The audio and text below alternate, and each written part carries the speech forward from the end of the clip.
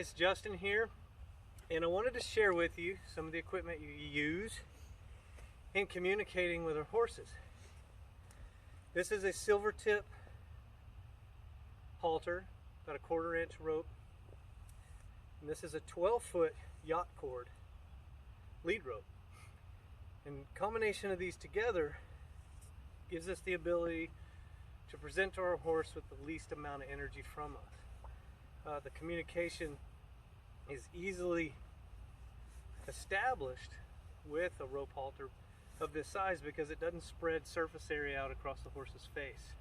It's actually kind of like a pinpoint, dialed in piece of equipment that can allow a horse to feel the energy that you transmit down this line.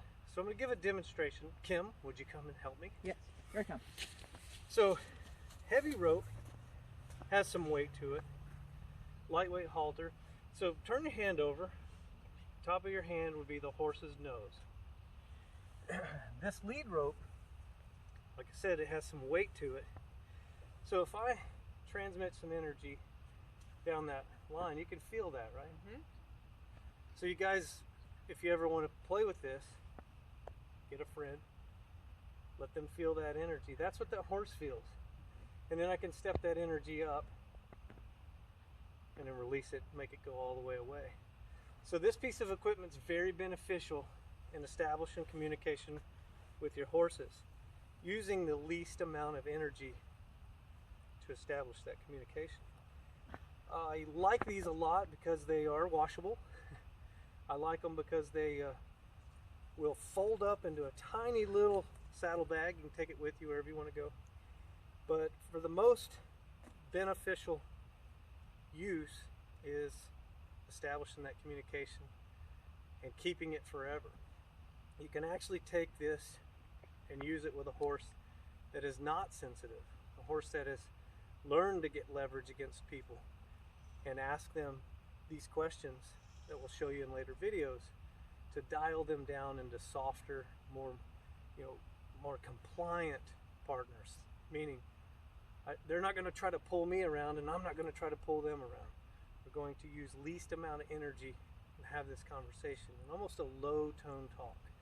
So again, halter, 1/4 inch lead rope, 1/4 inch rope, lead rope, and that's probably a 3/4 rope, 12 foot long.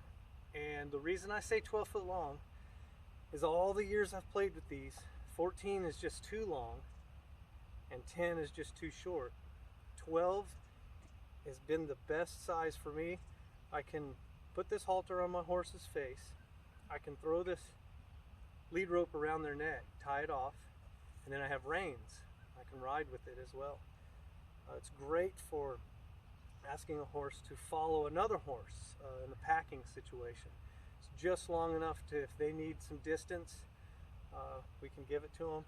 There's not a lot of rope to manage, gets in the way. So it's just very effective at 12 foot. Doing that 5-part series, I can ask a horse to get out on a bigger circle, come in on a smaller circle.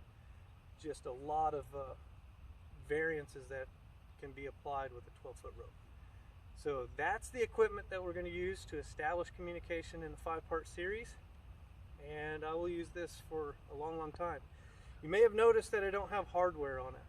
The reason being, this is called a splice, and it's easy to take apart. I can switch halters at any time, or I could run without a lead rope on it. But there's a splice, and whenever I shake that lead rope to ask a horse a question, sometimes you'll have to intensify the question to where you get that swinging so much it could bang into their face.